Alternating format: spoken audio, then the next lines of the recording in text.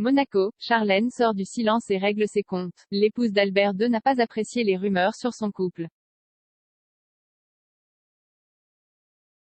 Pour la première fois depuis son retour à Monaco, elle remet les pendules à l'heure. Après un long silence, la contre-offensive. Dans un entretien accordé à Nice ce matin, Charlène de Monaco a tenu à donner des nouvelles de sa santé tout en réagissant aux nombreuses rumeurs qui ont accompagné son année d'absence de Monaco. Certains journaux, dont la presse allemande, avaient annoncé un couple au bord du divorce. Je trouve tout de même regrettable que certains médias colportent de telles rumeurs sur ma vie, mon couple, a-t-elle réagi en marge de la Monte-Carlo Fashion Week, où elle s'est rendue cette semaine. Comme tout un chacun, nous sommes des êtres humains et, comme tout être humain, nous avons des émotions et des fragilités, seulement notre famille est médiatiquement exposée et la moindre faiblesse est relayée, a-t-elle notamment regretté. Les rumeurs se sont propagées après le séjour prolongé de Charlène l'an dernier en Afrique du Sud, certains journaux affirmant qu'elle avait pris le large dans son pays natal pour fuir un rôle qu'elle aurait toujours eu du mal à endosser.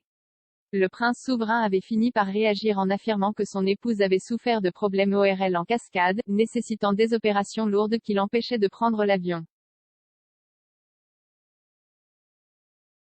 Mais une fois de retour à Monaco en novembre dernier, Charlène disparaissait à nouveau dans une clinique privée pour suivre une retraite thérapeutique, relançant les rumeurs pendant que le prince Albert assumait seul, ou en compagnie de ses sœurs Caroline et Stéphanie, les cérémonies officielles. Encore fragile, revenue depuis la mi-avril à Monaco, Charlène tient à remercier aujourd'hui son époux pour son soutien. Nous avons discuté ensemble de ces articles malveillants et il a tout fait pour me protéger et protéger nos enfants, explique-t-elle dans Nice ce matin. Mon état de santé est encore fragile et je ne veux pas aller trop vite, poursuit-elle. Le chemin a été long, difficile et si douloureux. Aujourd'hui je me sens plus sereine. Elle tient également à saluer au passage les Monégasques pour les messages positifs qu'elle a reçus quand elle était loin du palais. La prise de parole de Charlène était attendue après de trop longs mois de silence qui commençaient à poser un vrai problème sur le rocher. Après tout, le couple aurait eu balayé les rumeurs depuis belle lurette en donnant une interview ensemble dans un grand magazine.